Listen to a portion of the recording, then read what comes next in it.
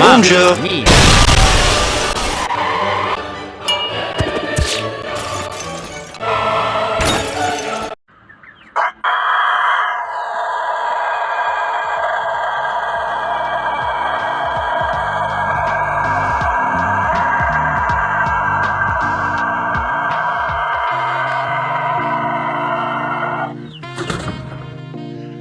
Welcome to Art, Wine, and Anarchy. Today we are at the home and studio of Lee Apothaker and joined with Kathy Sprinkle, the creative manager of the Big Island Art Fair and the president of the Waimea Arts Council. So, cheers. Cheers. So happy to be here. Thank you. Thank you, Lee, for inviting us. Here. Thank you. Thank you. And also joined with Junior. Well, Junior is the star of this show in my book. For those of you who don't know, the Big Island Art Fair has a contest every time we host one of our events.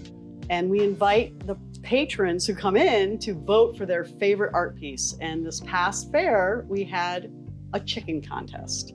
And the rules of the contest were that you could have any kind of chicken, rooster, feathered object, eggs were okay. So kind of a wide area, but chicken. Everybody got to vote for their favorite chicken, and our friend Lee here was the winner with Junior, the guy who makes the sun come up, right? Junior makes the sun come up. Yeah, that's his name. So that's why we're here. And I have to say, I just want to mention that it was not a foregone conclusion that Lee would win this. This was her very first time entering a contest. In our show, we had an ability for people to vote electronically previously, and she didn't get any of those votes. So I thought there was no chance she could win, but the people who came to the fair proved me wrong, and she actually won by a landslide. So it was really awesome to see. He's a great chicken. Congratulations. Super delighted that you won our grand prize. All right. So how did you get started on this artistic project of yours? Okay, I have a lot of acrylic paintings. My former career was in cemetery stones, using granite, bronze, marble, creating memorials and exhibiting other people's emotions. And since I'm retired and moved to Hawaii, I'm free to explore myself and evolve.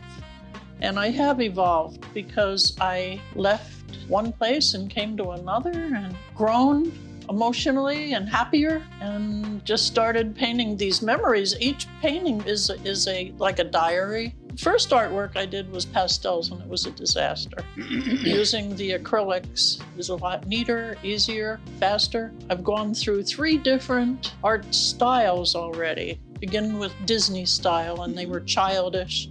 And I don't even have them on exhibit here. But I've evolved into Art Nouveau style. This is considered a pre-Raphaelite Brotherhood style in the early 1800s, 1848. It was a short-lived style, but for some reason, I've acquired that style. And the funny thing is, I later learned, because I worked purely from my emotions and my conscious, subconscious, and unconscious mind, and just get in touch with the environment around me or the creatures around me, and have evolved into that style. The style pre-Raphaelite Brotherhood was formed by a Dante Gabriel Rossetti, which I found out was my grandmother's maiden name. So I'm thinking maybe there's something to DNA. Yes. And I do believe that there is. That there's an inherited memory, and that I'm tapping into that inherited memory because no formal class was taken to do these. It's purely from my subconscious and getting in touch. That reminds me of a really interesting conversation I had with somebody over 10 years ago. I didn't think anything of it at the time, but he looked at my work in Chinese painting, and he said, "This is why I believe in reincarnation. How can some young Westerner who's never even been to China paint like this?" After I actually lived in China much later for a few years and really felt more at home there than anywhere else I've ever lived, it kind of dawned on me, maybe there is something to idea of reincarnation, and that we can tap into those skills of former masters through that. I'm sure you can. I'm positive you can. And I think I did with an ancestor, Rossetti. Direct ancestors. Direct. If that's a direct ancestor, then that's a much stronger bond. I mean, we're born with basic instincts, and they're memories. They are memories. I think if you really focus, you can tap into other creative thinking and gifts and talents through your DNA.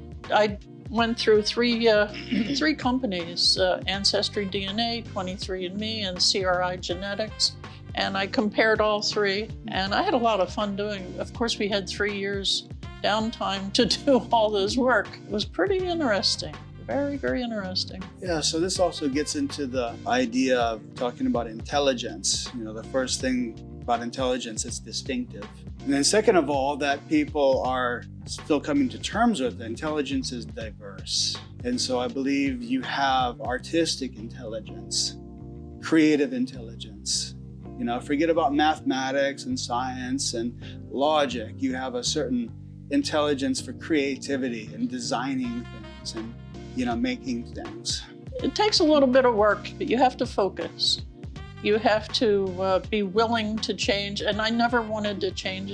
When I was young, I didn't like change, but now I embrace it. Mm-hmm. And I focus on evolving. I like to say it's either flourish or perish. Just keep plugging on, pick up whatever medium you want to use and focus and become part of whatever you're painting or drawing. Everything you create is part of you. I mean, that should be the whole point.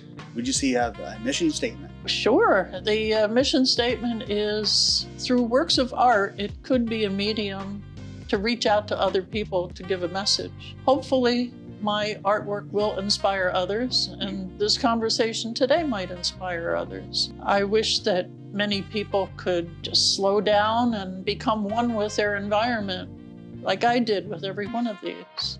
Every single one is a moment that happened. It really happened. And I became so submersed in it that I had to put it on canvas, and bigger the better. And it was a wonderful experience. Right from the passion of the soul, right from that, to become one, to become part of your environment. And Hawaii is a great place to do that. There's a lot of inspiration here. So, let's take a look at your work. Okay. Stay tuned for the next portion.